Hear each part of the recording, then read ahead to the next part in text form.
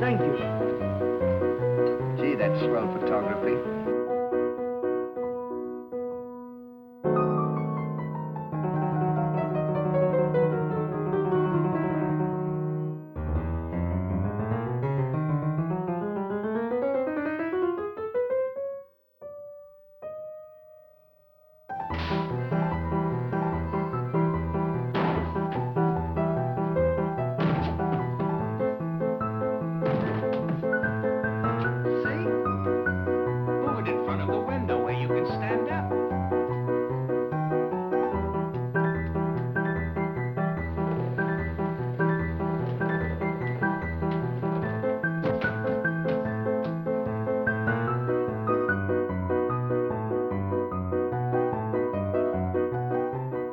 Mention the names Arthur Stanley Jefferson and Laurel Hardy to a cinema-adoring crowd, and you'll get countless reactions in return.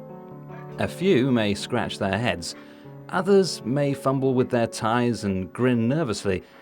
If you're very unlucky, someone will start to cry.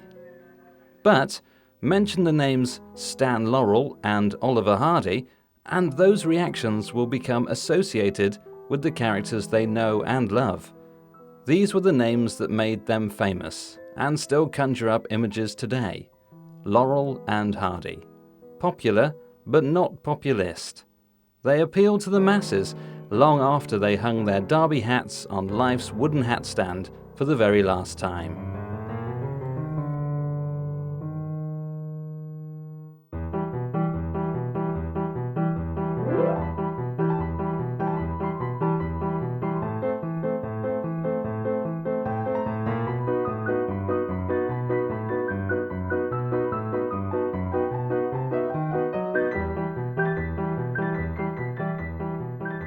Clowns, which is essentially what Laurel and Hardy are, have their roots in every form of culture, reaching back further than you can throw a custard pie. Even if you had a custard pie throwing machine, you'd never hit the very first clown. There are references in the Bible to clowns, and we do know that Greeks and Romans used them as popular forms of entertainment, right through to court jesters of yesteryear and stand-up comedians of today. Probably the greatest of all English clowns, aside from Charlie Chaplin, was a thin, wiry fellow called Dan Leno, who was plying his comedy towards the end of the 19th century. This was at a time when Queen Victoria was head of the royal family. Stan Laurel cited Leno as one of his major influences, and it's easy to see why. He was a past master at being a female impersonator and originating the comedy cry, which was so beloved of Stan Laurel himself. He was also, towards the end of his life and career, partnered with a rather portly gentleman called Herbert Campbell. They were a roaring success, and it's easy to see echoes of them in the teaming of Laurel and Hardy. Humour is an endless recycling of original ideas, which surely makes it the most environmentally friendly of all art forms.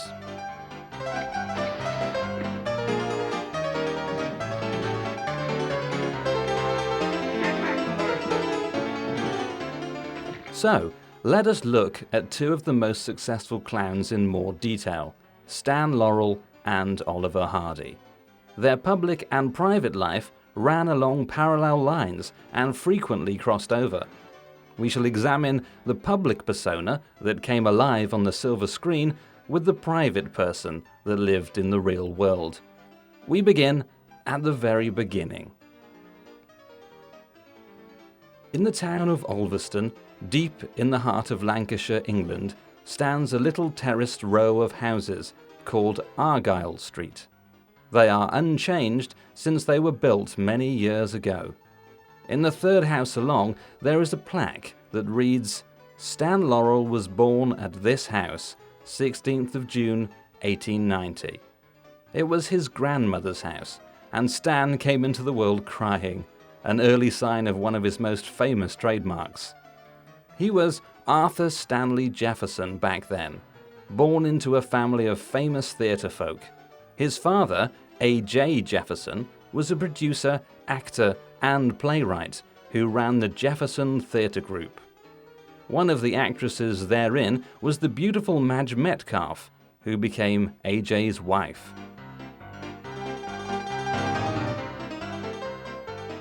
Because of a dip in AJ's fortunes, it was her parents that they were lodging with when Stan was born. 2 years after Stan Laurel was born, across the other side of the world at 125 South Hicks Road, Harlem, Georgia, USA, Oliver Hardy came into existence. He weighed an impressive 14 pounds at his birth on the 18th of January 1892. He was christened Norval after his mother's maiden name, but would later add the Oliver in homage to his father, who had died when Ollie was only 18 months old. His father came from English heritage, claiming to have been a direct descendant from the famous Hardy who stood by Lord Nelson's side during battle.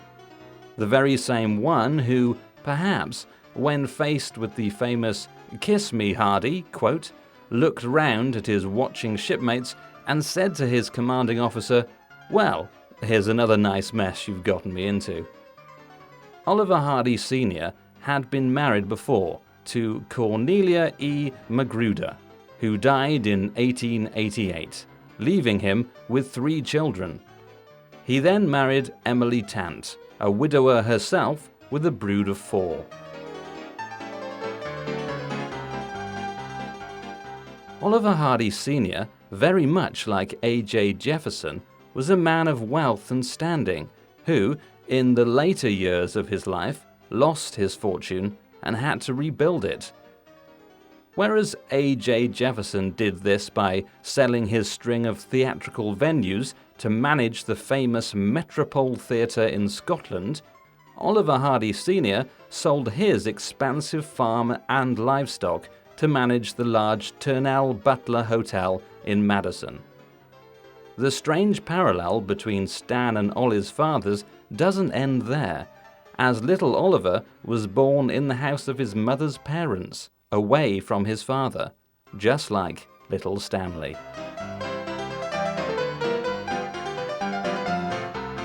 It is the formative years of Stan and Ollie, much like any developing child, which shaped and fashioned their adult lives.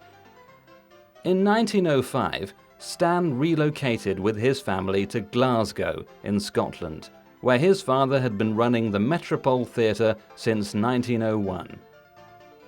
He wasn't a studious child and preferred the smell of the grease paint to the learnings of the classroom. It was in 1906 that Stan made his first tentative steps on stage. His father, A.J., wanted his son to follow him into theatre management and so-called serious theatre, but after witnessing Stan's comedy turn at Britannia Theatre's Amateur Night, he encouraged his son to pursue this route instead.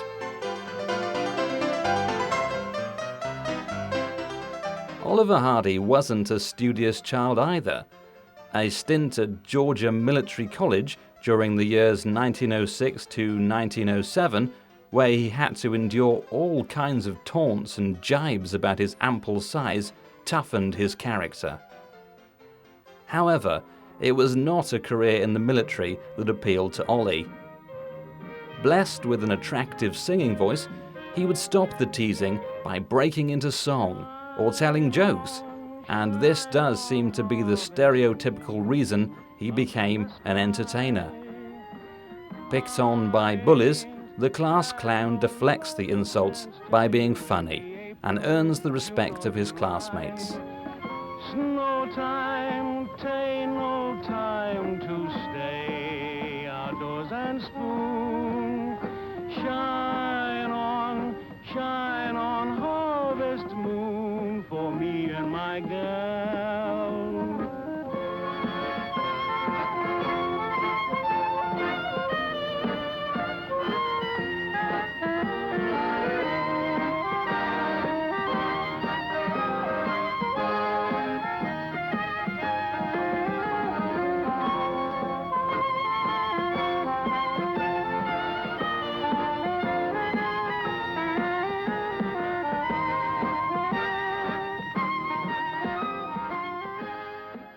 Stan, on the other hand, was never bullied at school, but his maternal grandparents were strict Methodists who would punish him for the slightest misdemeanor.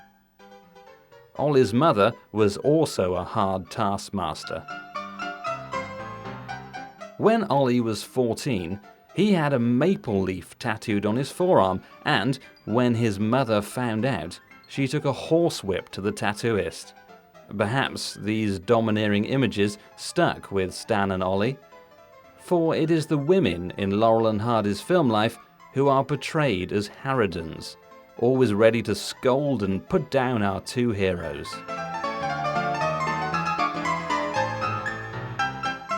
In 1908, Stan's mother died. Both Stan and Ollie lost an important parent at an early age, and this may have been another reason why they were always the entertainer, seeking affection, love, and laughter from an audience of strangers. Did they feel they lacked something in their upbringing? Was this the reason that they both had turbulent love lives in later life? At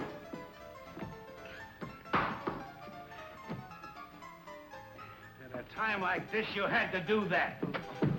It was in 1910 that two significant career-defining events happened to Stan and Ollie respectively. Stan Laurel left England from Southampton Docks on the SS Cairn Rona with the famous Fred Carno troupe on a tour to the USA, whilst Oliver Hardy opened his own movie theatre in Milledgeville, Central Georgia. Another one of England's greatest clowns was headlining the Fred Carno troupe at the time of Stan's involvement. In fact, Stan would understudy for him many times. They would also share a cabin and lodgings on their voyage to and across the USA.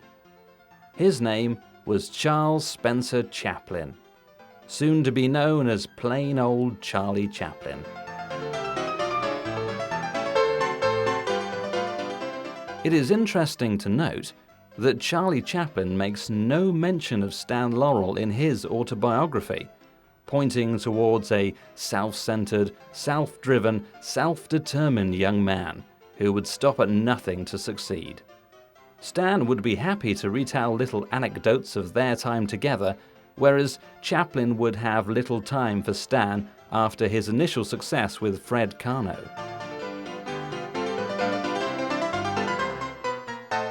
The show that they toured in the USA was called A Night in an English Music Hall. Charlie Chaplin was an instant hit, and it was here that he developed his comic timing, his athletic agility, and his put-upon yet proud little man, which would be such trademarks of his more famous creation, The Tramp. Stan did his own comedy turns, but it was Chaplin who initially caught the critics' eye. Feeling that he wasn't being paid enough money, something that seemed to trouble him throughout his career, Stan returned to England to set up his own comedy troupe. But after limited success, he was forced to borrow money off his older brother Gordon, who was managing the Prince's Theatre in London. In the years that Oliver Hardy ran the little cinema in Milledgeville, Georgia, he would be witness to some of the earliest and crudest of comedies. Central to these were the emerging Keystone comedy shorts, films of just 2 reels that ran for half the length of a standard movie. Keystone was a company set up and run by an early movie entrepreneur, Mack Sennett. Soon, his films would be made universally famous by the madcap and daredevil antics of the Keystone Cops, featuring a certain Fatty Arbuckle. Roscoe Arbuckle, to give him his full name, was a Keystone regular who played on his ample size and graceful dexterity, reveling in the nickname Fatty, a nickname that Ollie had been so cruelly taunted with during his years at Georgia Military College. Ollie himself remembered thinking, when he watched these early attempts at comedy, that he could be just as good, or just as bad, as those so-called comedians. In 1912, Stan Laurel returned to the Fred Karno troupe. Themselves like an early version of the Keystone Cops, a heady mixture of the traditions of pantomime, vaudeville, and the circus.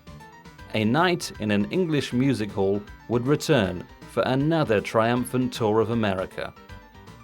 Stan secured his pay rise and took his place in the company, understudying Chaplin and dreaming of the time when he could headline the act. But again, it was Charlie Chaplin who took all the curtain calls and all the best reviews.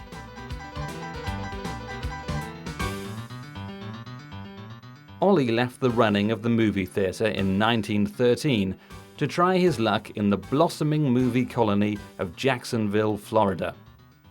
He began using his sweet singing voice to gain work at clubs and theatres, appearing as the Ton of Jollity. It was a name that played on his size and also played on his conscience. Ollie was never happy with his burgeoning girth, but, as with many comedians, put on a mask of happiness and humour to cover his personal demons. Though, in November that year, the happiness and humour were real, as he married a renowned Jewish pianist called Madeline Saloshin.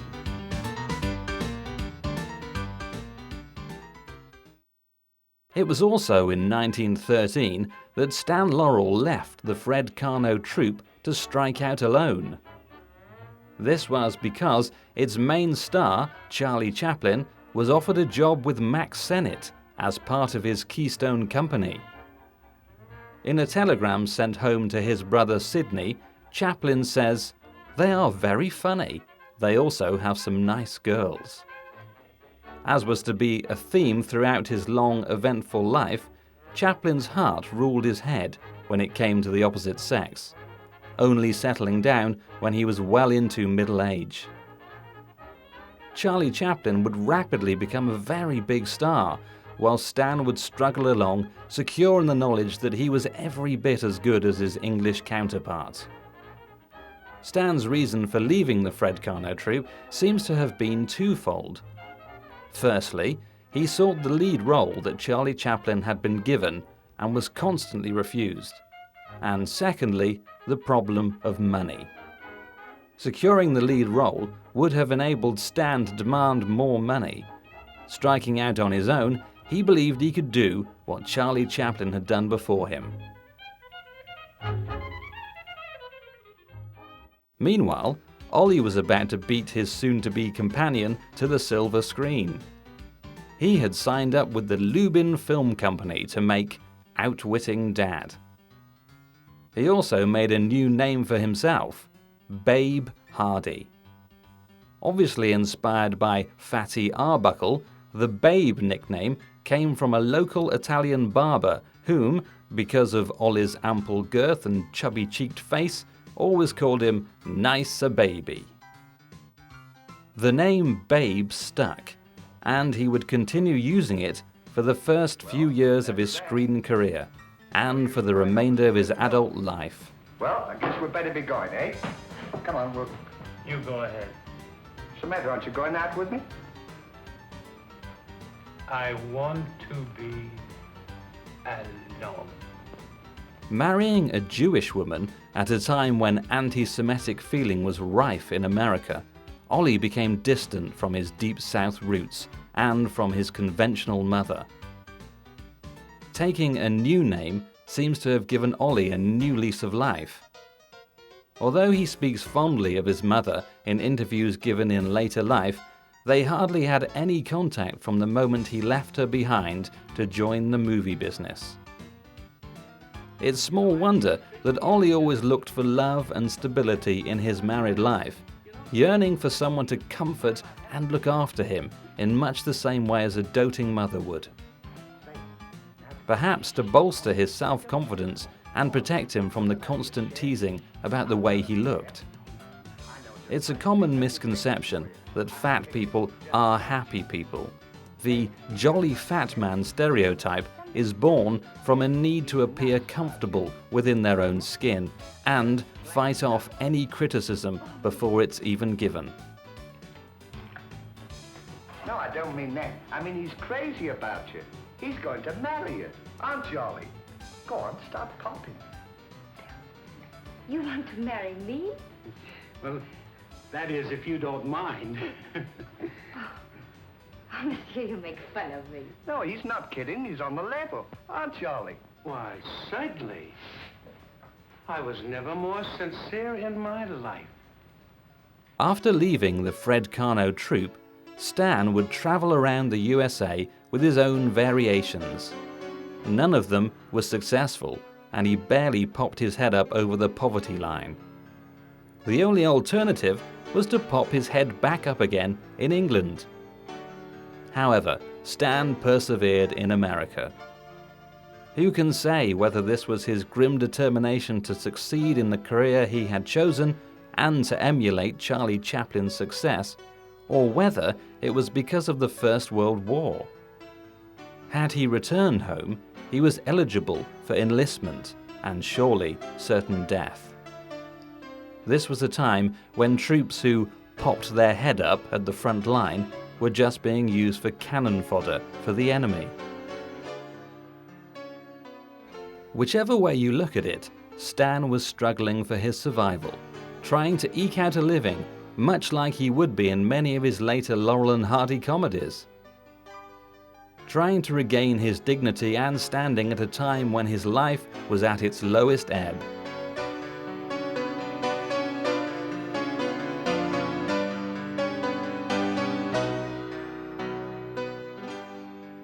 In 1917, Stan, like Oliver Babe Hardy, had a change of moniker.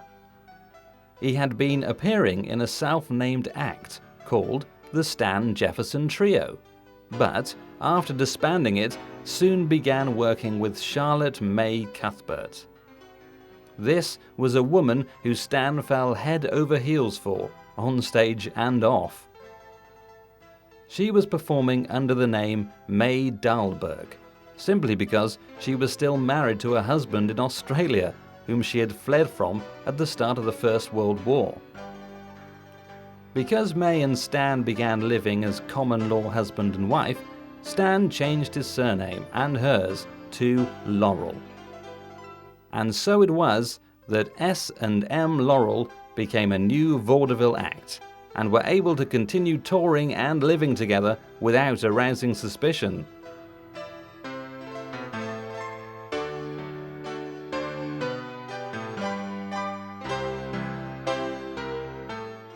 By 1917, Ollie had made well over 100 comedy films for a variety of hastily set up film companies.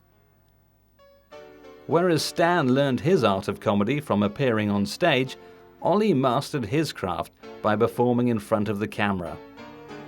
Forever cast as the heavy, no pun intended, he found that the more weight he piled on, the more work he would get. Movies relied on stock characters and racial stereotypes, so the fat man was always in work. Especially one with such grace and comic sensibilities as Oliver Hardy.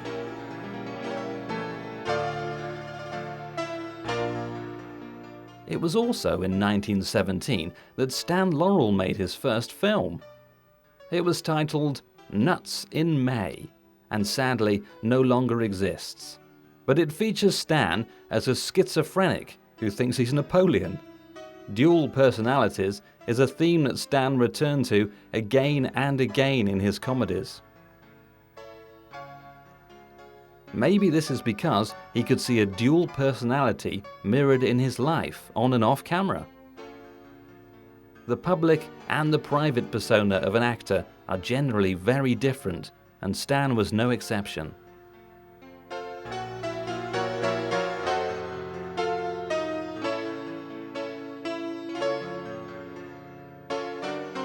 By 1920, Oliver Hardy's marriage to his Jewish wife, Madeline, had reached breaking point.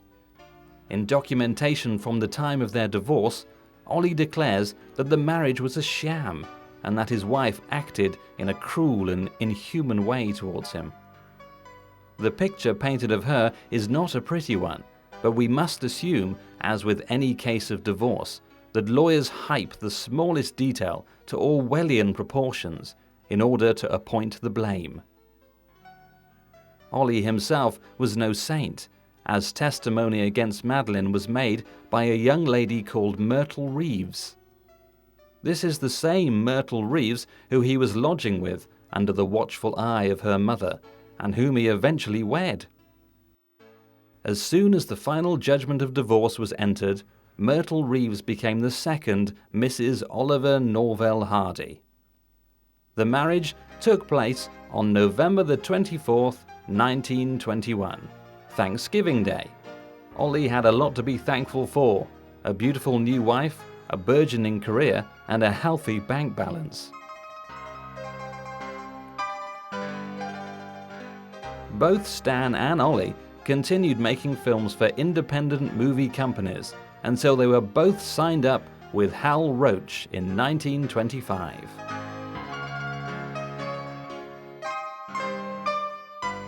By 1925, Stan's common-law marriage was in trouble. At the time, he was signed to a contract with Joe Rock, in which he was allowed to develop and star in his own pictures. May Laurel insisted that she and Stan should always appear together in any film he made. She was clinging on to him like an overlarge barnacle on the underside of a ship. It was Joe Rock who finally paid her off, allowing Stan a newfound freedom in life and work. But, like Ollie before him, Stan took just a year to marry his second wife in the August of 1926, Lois Nelson. She did, of course, have the honor of being Stan's first legal wife.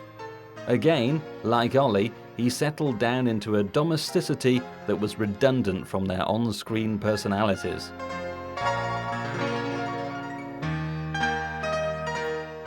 Hal Roach poached Stan from Joe Rock with just one thing: money. Stan, yet again, was concerned that he wasn't being financially rewarded for his work, and, as soon as a better offer was made, would pack his belongings and see whether the grass was greener elsewhere. So, within the Roach Studios, Stan would write and direct, whilst Ollie would continue acting. Their paths crisscrossed many times until, in 1926, they finally bumped into each other on screen, brushed themselves off, and carried on down the cinematic road together.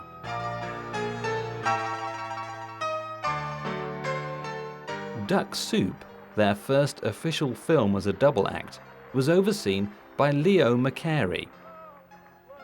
Many people have claimed that they were the originators of the Laurel and Hardy pairing, but it seems most likely that Leo McCarey was the man who took them from having blind dates in a multitude of earlier films to an eventual marriage in this, their first teaming. He later went on to find greater fame writing for the Marx Brothers, even taking the very same Duck Soup title with him, and would write and direct scripts for Cary Grant, Irene Dunne, Bing Crosby, Harold Lloyd, and W.C. Fields. He was also on very friendly terms with Oscar, winning an Academy Award twice in succession.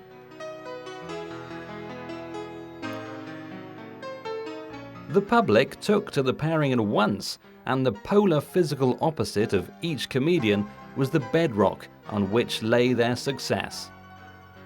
Maybe this was because, very much like Chaplin, they chose the costume of the everyman.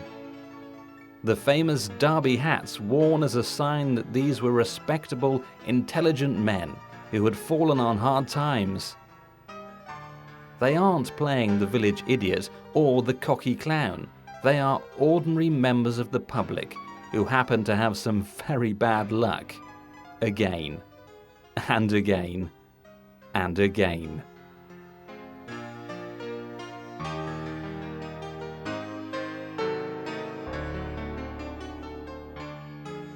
By 1929, Hal Roach had decided to move into talkies.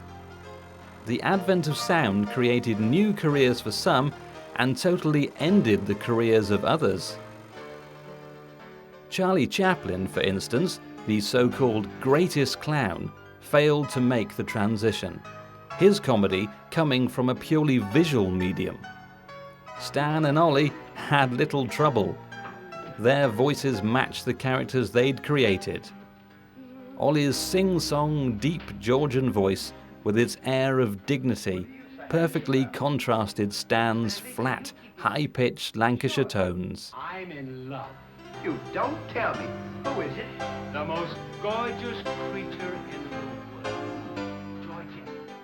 In December 1927, Stan and Lois Laurel were blessed with a daughter. She was named Lois too. But despite being a loving father, he was a bad husband, unable to resist seeking comfort from his wife in the arms of another woman. This may have had something to do with the birth and death in 1930 of a son, Stanley Robert Jefferson, who lived for just 9 days. It put a terrible, tragic strain on an already strained marriage. Ollie too was having trouble as Myrtle was drowning in the illness of alcoholism. She filed for divorce on the grounds that Ollie was never home, which is surely the last place he'd want to be when contending with the tantrums and rows of a drunken wife. They reconciled as soon as she agreed to stay in Rosewood Lodge Sanatorium to dry out. He too would find solace in the arms of another woman, a native southerner like himself, called Viola Morse. It is interesting to note how, around this time, the films that were making Stan and Ollie famous were almost always ones which relied on domestic chaos.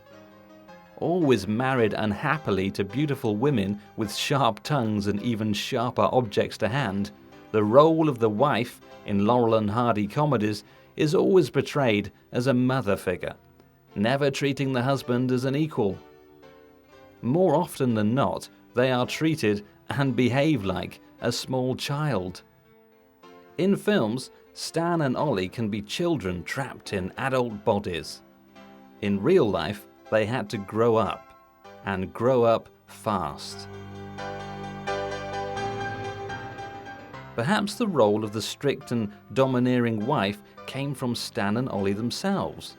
Stan, more than Ollie, had a major input in making their successful early ventures, often sharing scripting and directing. He was initially raised by his maternal grandparents, who were strict Methodists, and had lost his mother at a very early age. Ollie was brought up by a very tough, determined and stern mother, who had to cope with being a widow, running a business, and looking after her young children. Both of them were used to tough love by females. It could explain why they both plumped for wives who were older than them and very strong in their nature. It was only as they got older and became more worldly wise that they settled down with very similar, loving, gentle women. Like a naughty schoolboy, it's always Stan who attempts to hit women in their films, and it's always Ollie who tries to respect them. Look out. This could certainly be an indication of the way their childhood influenced their adulthood. Don't do that! 1932 was professionally a very good year for Stan and Ollie. To begin with, they won an Oscar. The Academy Award statue went to The Music Box for Best Short Subject. But, more importantly to them, they conducted a whistle-stop publicity tour of Great Britain. This was of greater importance because it supplanted in their minds the amount of love and affection that the general public held for them wherever it may be in the entire world. Initially, they weren't intending to travel together, as they only became close social friends in later years. But Stan wanted to visit his father in England, and Ollie wanted to visit the famous golf courses of Scotland. Myrtle Hardy tagged along, hoping to steer Ollie's affections away from Viola Morse. but Lois Laurel stayed behind, perhaps too weary of keeping up appearances. Amazed at their newfound fame abroad, Stan and Ollie were at odds as to why Hal Roach kept them on separate contracts. Yet again, the initial rumblings were begun by Stan. This recurring theme of money, rather like his succession of wives and mistresses, seems to carry Stan through life with a permanently worried air. It suggests a man of perfectionist traits, never happy with what he has and always trying to better it. He would be the same in constructing gags and routines, often recycling old ones in an attempt to make them bigger and better. It was he who suggested the Laurel and Hardy use their real names on screen. That way, nobody but them could own the rights to their name. They could leave a studio, as they did in their later movies, and their characters would go with them.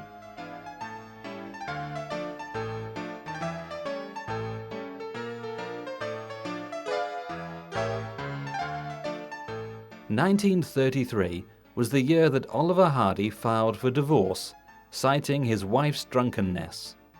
Stan's wife, Lois, also filed for divorce. But, as with any good Laurel and Hardy comedy, they all reconciled to try and live happily ever after. Sadly, it wasn't to be, as life is seldom like the movies. Rather like their most famous film, The Sons of the Desert, Stan and Ollie tried to take a vacation from their wives. Stan did this by jumping from Lois Laurel to Virginia Ruth Rogers, and Ollie did this by jumping from Myrtle Hardy to Viola Morse.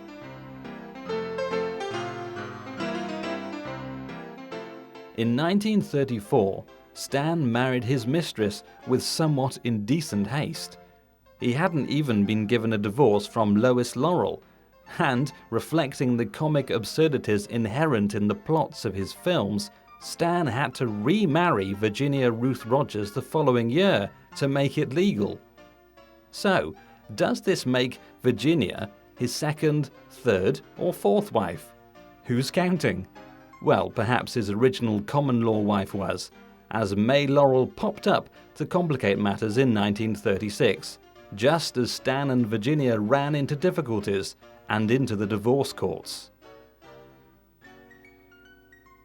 Stan and Ollie's matrimonial problems during the 30s are the subject of a documentary all of their own. There's a nice pickle we're in. Stan had barely been married a year to the newly named Virginia Ruth Laurel when she set out to divorce him, demanding more money than was hidden away in Fort Knox. May Laurel, his first wife in name alone, attempted to sue Stan for property rights. Whichever way you looked at it, Stan's worries about financial security were coming to fruition. Myrtle Hardy did the same to Ollie, dragging him through the courts during her divorce proceedings and demanding a sizable amount from her sizable husband.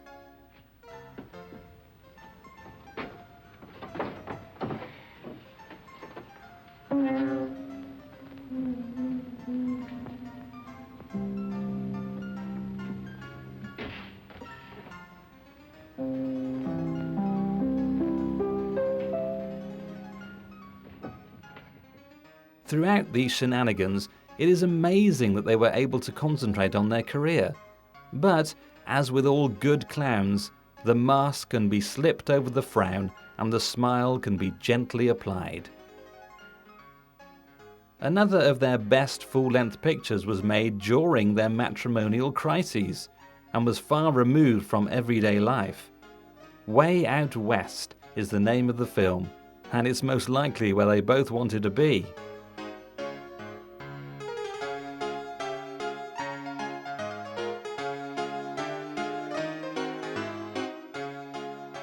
Stan and Ollie graduated into full-length movies in a tentative way. They both had grave doubts in overextending their characters. It's safe to say that when they moved away from their shorter efforts, their comedy started to slowly decline. This isn't to say they weren't as popular or as successful. It's just an indication of their gentle comedy being forced into a different structure.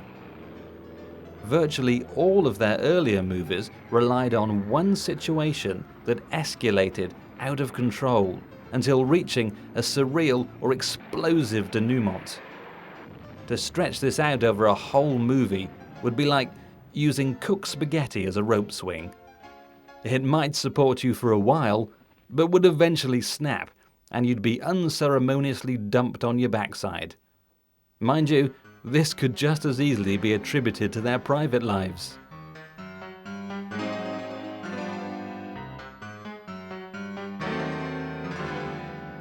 No sooner had Stan's courtroom antics reached an inevitable climax, he virtually took leave of his senses and married a Russian gold digger, notorious around Hollywood, called Vera Ilyana Ivanov-Shevalova. It was such a difficult name to pronounce, and my own tongue can vouch for that too, that Stan admitted he'd never been able to pronounce it during the vows. Of course, this being Stan Laurel, he married in such haste that the ceremony was interrupted by Virginia Ruth Laurel, who pointed out that they weren't actually legally divorced. So, Stan remarried his Russian temptress in a ceremony conducted in her native language and tradition. To make matters more complicated, he married her yet again a short while later, just to make sure he was actually wed. How many wives did Stan Laurel have now? Surely this could have been a popular parlor game of the time.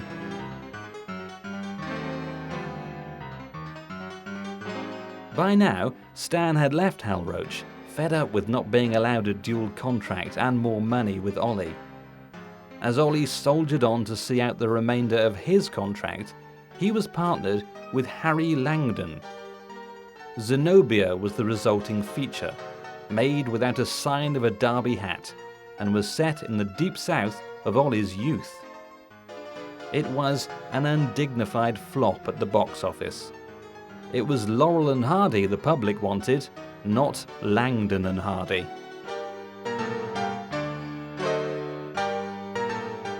And so it was, in 1939, that Stan signed up again for Hal Roach. It was at the same time that he signed another important document too, a divorce from his Russian bride, who, to all intents and purposes, was an absolute nightmare for him to deal with.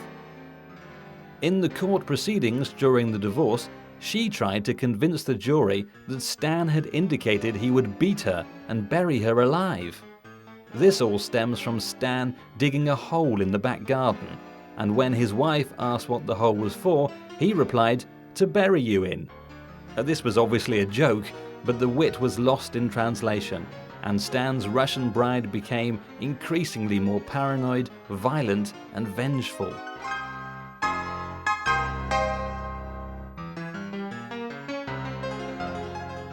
In The Flying Deuces, a feature-length film they made on loan from Hal Roach, there is a poignant bit of dialogue where Ollie is trying to commit suicide and Stan doesn't discourage him.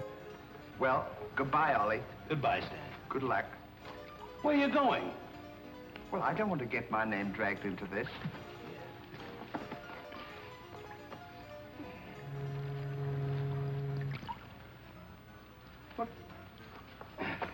What's this for? Now, when I count three, we'll both jump in.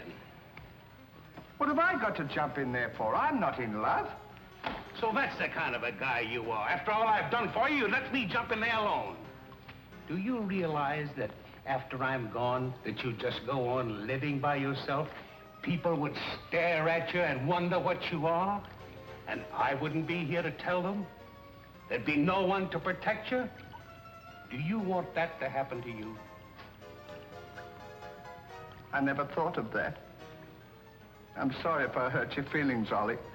I didn't mean to be so dispolite. That's all. This seems to show a bleaker side to Stan and Ollie's relationship, and we must remember that Stan rewrote this script himself after initial reluctance to film it, showcasing their link as friends and how one couldn't function without the other, especially after death. When Ollie passed away much later, Stan would spend all of his time watching reruns of his old films and commenting on what a funny fellow Ollie was, as if he was lost without his best buddy. During the making of this film, and with a divorce newly granted, Oliver Hardy fell in love with the continuity girl, Lucille Jones.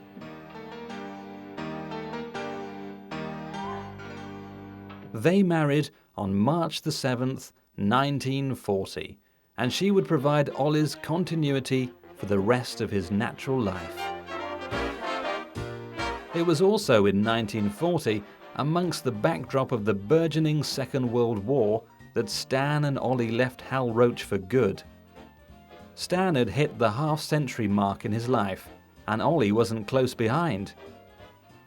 It was a time of change in the world at large, in their personal lives, and in their career together.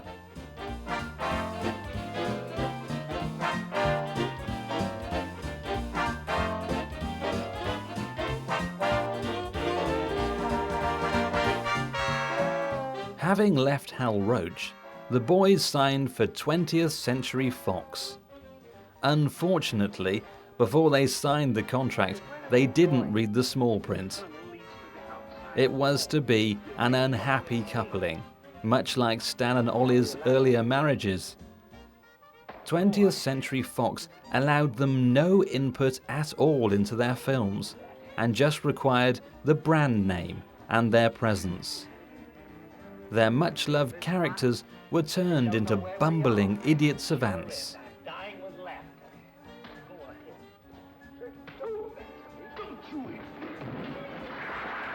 No longer posing as children in adult bodies, these were adults acting like children. Coupled with the fact that their normal white-faced makeup was washed off and new realistic face paint was applied, they began to look old and tired. Gone too are the Laurel and Hardy regulars who made their films feel like a family affair. There is no sign of James Finlayson, Edgar Kennedy, Mae Bush, or Anita Garvin. All in all, their final films together are a slow decline into enforced cinematic retirement. As with most clowns, youth and agility are tantamount to their act.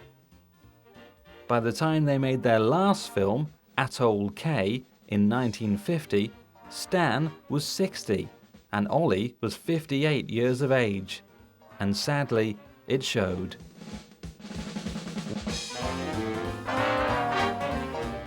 When America joined the Second World War in 1942, it was obvious that audiences needed something to take their minds off the horrors and atrocities that came with it. Stan and Ollie were familiar and comforting faces, like a comfy pair of slippers. This meant that, although the quality of their 20th Century Fox pictures declined, their box office returns did not. This was a good thing for both Stan and Ollie. With past wives claiming maintenance and alimony payments, they had no choice but to keep working. In 1941, Stan had remarried Virginia Ruth Laurel, his official first wife, but alleged second wife, which makes his marriage life more complicated than is worth explaining. But this remarriage, like the Second World War, came to an end in 1945.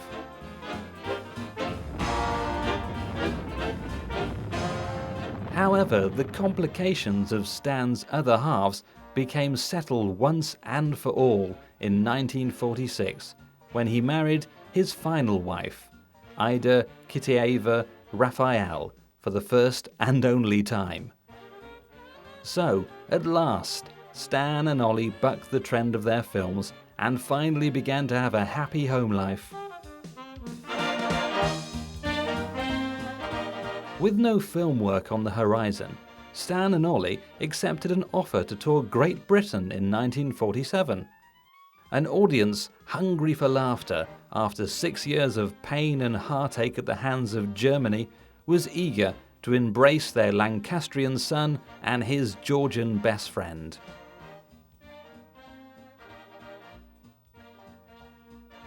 With both doting wives in tow, they set out on a year-long trip.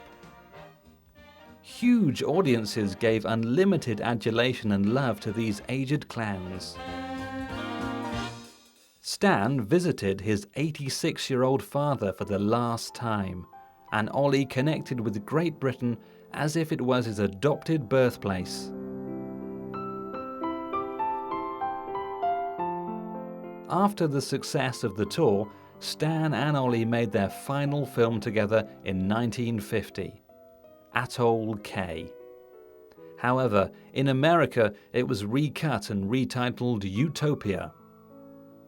A European production, it shows a dangerously overweight Ollie, hardly able to conjure up any of the grace and dexterity that belied his size, and a seriously underweight Stan, stricken by prostate problems and severe diabetes, struggling to find any comedy in a patchwork quilt of a production. I want to be alone. Their final hurrah was another long and arduous tour of Great Britain. This time they were performing new material that Stan had written, using ideas from his father's comedy sketches all those years ago. A short tour began in 1952, where Stan was delighted to appear at the Metropole Theatre, Glasgow, the very same establishment that his father had managed when Stan was a little boy. A.J. Jefferson had passed away in 1949, so Stan felt his homecoming more keenly than ever before. In 1953, during the second leg of the tour, Stan and Ollie landed in the tiny fishing village of Cobb in Southern Ireland. Due to Ollie's restrictions on his work visa, he could only enter Great Britain via Ireland, so that's what they did. As they docked, the crowds were like a sea of people, carrying them into port on a tidal wave of emotion, and the bells of the church pealed out their signature tune, the Cuckoo Song. Stan and Ollie were both to recount the tale many times afterwards, both of them freely admitting it was the most amazing and emotional moment of their lives. Sadly, the second part of the tour was cut short as Ollie suffered a mild heart attack. His weight had ballooned to 350 pounds, and his movement was severely restricted. Doctors ordered him to reduce his ample frame at once. With their wives at their side, they returned to sunny Los Angeles in 1954. Later that same year, Stan and Ollie were surprised to be subjects of a This Is Your Life program. Throughout the live show, they look happy but perplexed. Stan admitted afterwards that he was concerned because A, they had no time to prepare any funny business to entertain the audience, and B, that they appeared for free. With Stan, being entertaining and being paid were always the two most important things in his life. But from this show came another offer of work. Hal Roach Jr., son of their original and best boss, offered them a TV contract for a series called Laurel and Hardy's Fabulous Fables. Stan set about writing the scripts, but after completing just one of the 4 shows, he suffered a stroke, and with orders to take life easy from now on, the TV shows never surfaced. In 1956, with fears about his heart, Ollie went on a crash diet and lost over 150 pounds. Friends were so noticeably disturbed by the change that he became a virtual recluse thereafter. It's ironic to think that, for a man so worried about what people thought of his size, it was his reduced form that caused the most upset. Perhaps because of this sudden loss of weight and the shock it must have been for his body, Ollie had a massive stroke a few months later. He died the following year, never fully recovering. I'm talking to the gentleman. Will you keep quiet just a moment? And then I think that after a couple of weeks we might... What is it? You're standing on my foot. Oh, I'm sorry. He was cremated, and the urn containing his ashes, kept in the Valhalla Memorial Park Cemetery, bears a simple inscription. It reads, Oliver Hardy, 1892 to 1957, a genius of comedy. His talent brought joy and laughter to all the world. The silver screen in the sky played host to the noble giant as he lay down to rest, probably drumming his fingers and looking exasperated, waiting for his partner's eventual arrival.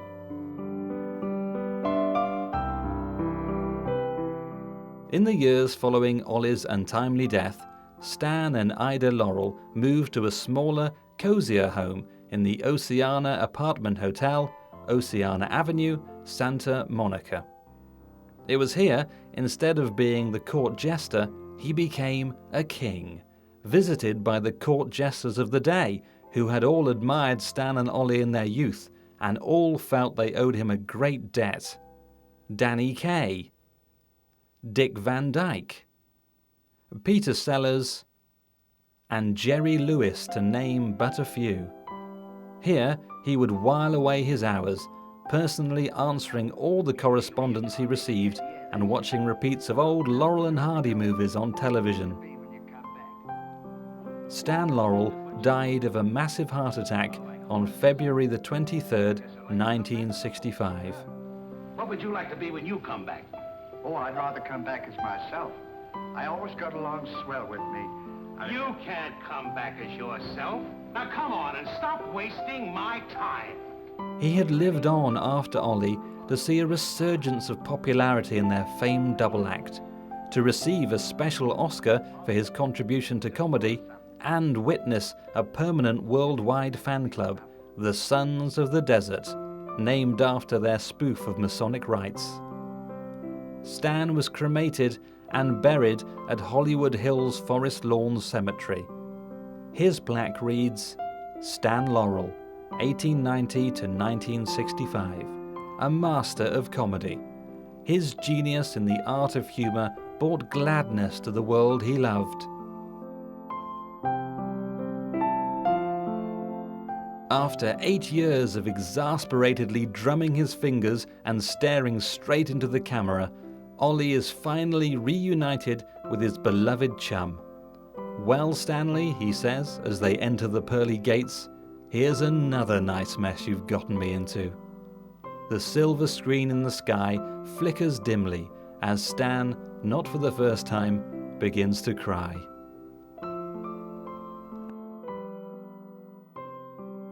As a postscript, it's interesting to note that certainly it's the children who respond the most to these two overgrown infants. In adulthood, they aren't quite as funny as they are when viewed through a child's eyes.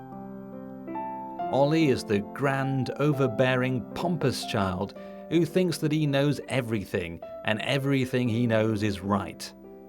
Stan is the whimpering, subservient child given to fits of alternating angry and tearful tantrums, but willing to be misled by his very best friend. As with childhood friends, they bicker, they banter, and they try to best each other with alarming regularity. Inside the world of celluloid, their childlike attitudes and antics never age. They both stayed perpetually simple and naive. Outside, in the hustle and bustle of the ever-changing real world, they became older and wiser and a little more cynical. We are all children at heart. After all, what's the point in being grown up if you can't be childish sometimes? That seems to be the fundamental ethos of Mr. Stan Laurel and Mr. Oliver Hardy. Long may they reign as the true kings of comedy.